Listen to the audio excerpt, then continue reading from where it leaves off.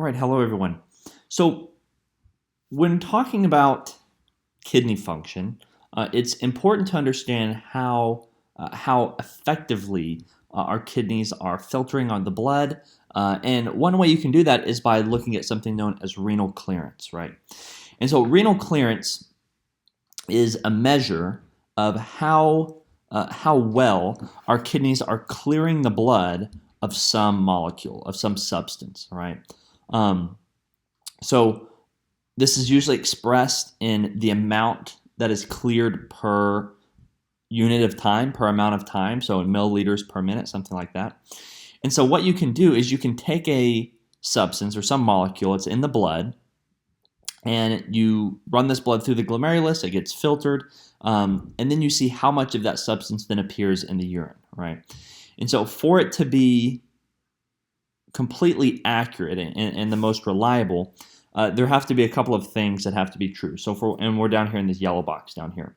So what you have to have happen is the kidneys have to filter this molecule, but the molecule can't be reabsorbed, nor can it be secreted from the blood into the tubule, right? So it's all filtered at the level of the glomerulus, and then that's it. It stays there. There's not any additional amounts that are being secreted in, and there's not any amount of that substance or molecule that is then being absorbed out, right? Now, what we'll see is in an ideal world, this is exactly the assumptions that we can make, and this is exactly what would happen.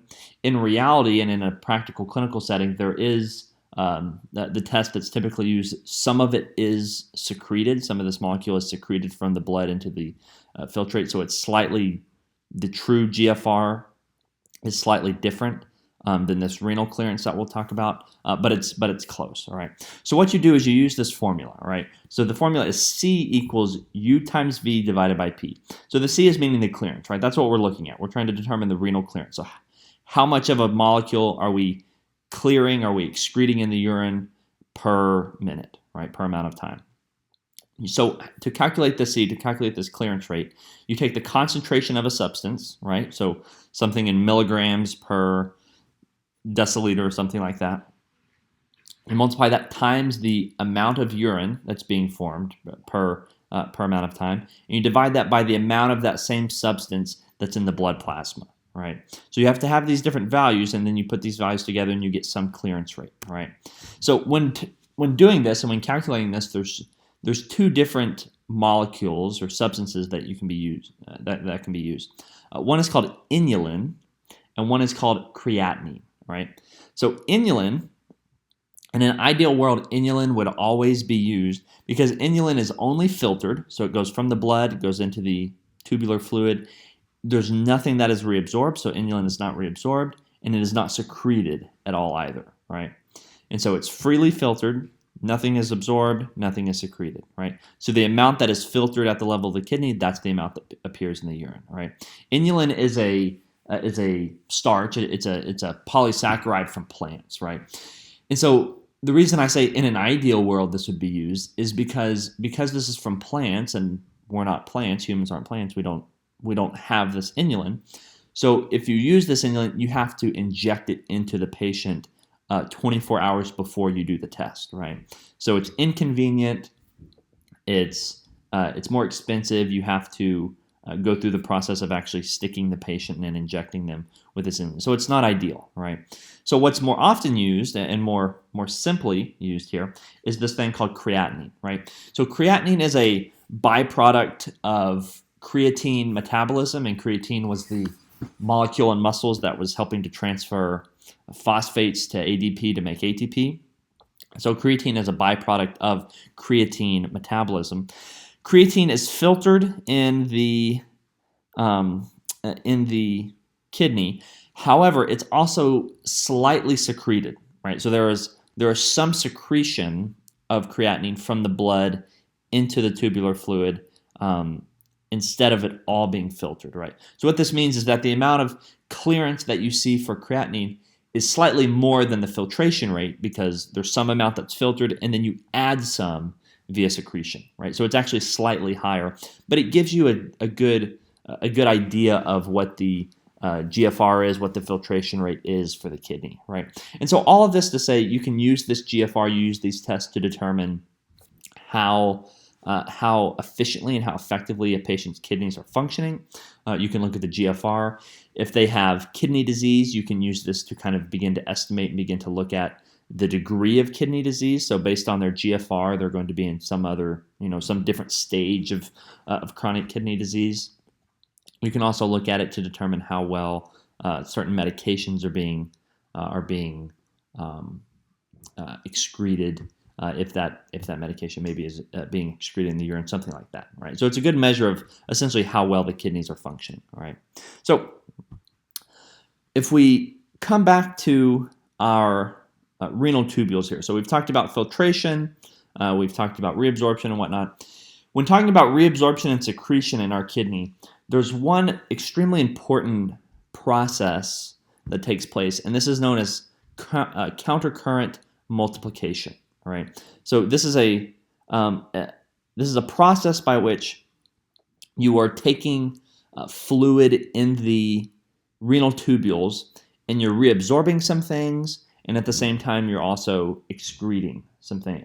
You're secreting some things, and again, if it's secreted, it will be excreted. All right. So where this is happening along our nephron loop. Right. This is happening along the loop of Henle. All right. So we're looking right here. So here's our descending limb of the loop of Henle. Here's where it turns. And then here's our ascending limb right here. Here's distal tubule. Here's collecting duct. Right. So we're going to be focusing kind of in this region here. All right. So to look at this word, or this term, countercurrent multiplication. Countercurrent refers to the flow of the filtrate moving in opposite directions. Right. So you have filtrate moving down here. You have it moving down in the descending limb. You then have it moving up toward the cortex in the ascending limb. All right, so that's the countercurrent, relatively straightforward. Multiplication refers to the fact that as the fluid moves in the filtrate, as well as the interstitium, so all of this white space out here, that's just the interstitial fluid, or in the interstitial space outside of the nephron, right? As you move down in the tubule and as you move down in the medullary interstitium here, you're increasing the concentration of different solutes, or you're decreasing it, right? So as you move in one direction, the change is getting larger, right? So you can see this here as you start up near the cortex and the kind of superficial part of the medulla, there's a very low concentration. As you move down, the concentration increases in terms of the osmolarity. So how much solute is in the tubule or in the medulla, right?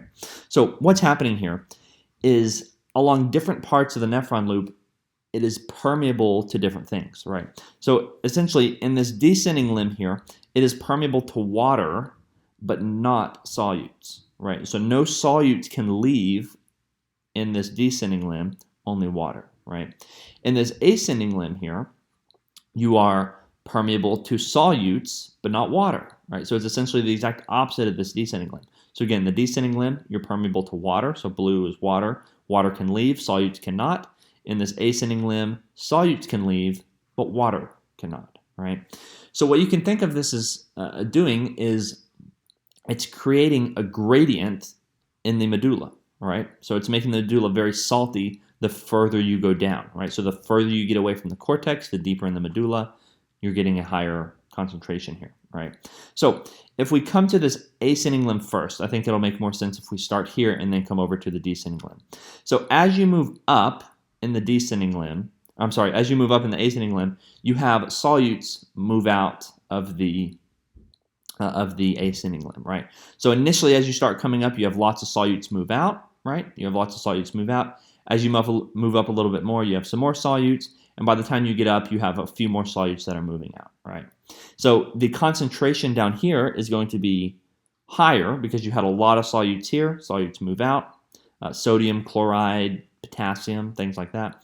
And then as you move up, there are still some solutes, but there's a little bit less, right? So they're moving out here. So there's less up here. So you see that here, there's a 1200 milliosmol concentration here. So this just means it's very concentrated. And then as you move up, it slightly goes down, right? Or you could approach it the opposite way. As you move down, it goes up, right? Now, if you think about it, as these solutes move out into the interstitium, they're making this more salty, right? There's more solutes out here. Well, if you move these solutes out, you've then created an osmotic gradient to pull water out, right? Well, where did we say water was permeable? Water was permeable only in the descending limb, right? So if you had some solutes out here, you'd pull out some water, right? If you have more, and remember, so refer to these concentrations over here. So here it's 400 milliosmoles, right? So you have some water that's being pulled out due to this osmotic gradient. As you move deeper in the medulla, now we're at 600. So we have a little bit more water move out, right? You then have it go to 900. You have even more water, and then you have 1200 at the very bottom. You have even more water, right? Well, as this water is moving out, you can think about what that's doing to the concentration of the tubular fluid in this descending limb, right? It's making the concentration much higher, right? Because you're losing water, but you're not losing solutes. So the concentration goes up, right? So then as you turn here, you have a very high concentration of solutes, and then the same thing happens again. This ascending limb is permeable to solutes. So you have a very high concentration of solutes. Solutes go out here, they go out here, they go out here. That pulls water from here down, which creates this very high concentrated tubular fluid, and this process continues and continues and continues, right? So that's this idea of this multiplication. This process continues to occur, and it gets more exaggerated, right? The concentration goes up the lower you get in the medulla, right? So this is referred to as countercurrent multiplication. So you can look at this graph here, and this is showing the same thing, right? So you have water coming out, or if we start on this side over here, let's start with the ascending limb because it's easier to understand, right? So you have more fluid coming out, right? So you have saltier fluid in this ascending limb. Salt is then going into this extracellular fluid, right, or this interstitium. As you move up then, the concentration goes down because you're losing solutes and not water in the ascending limb. And then you can start over here on the descending limb. Because you've pumped out all these solutes, you're then going to have an osmotic gradient that is going to draw water out, right? So leaves via osmosis, water is coming out, and then as water comes out and as you move down in the renal tubule in this descending limb, the concentration of the fluid goes up, right? So as more water leaves the descending limb, the saltier the fluid is that remains in the tubule, right? So the tubule is more concentrated, and then as you move up, very concentrated, solutes move out, that draws water out from the descending limb, and this process continues and continues and continues, right? Now, you also have another thing here called the vasa recta. So if we go back for a second, you have this vasa recta here. This vasa recta helps to maintain this gradient, right? So as the blood goes down in this vasa recta, or this limb here, it passes by the ascending limb of the loop of Henle, right? In this case, it's reabsorbing some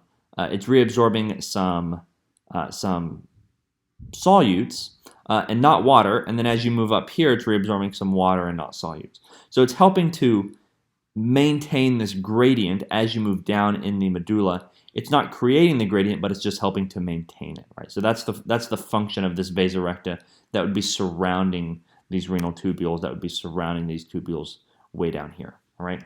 So we'll stop here, and we'll pick up with the next part, talking about urine. We'll talk about our ureters. We'll talk about our bladder as well.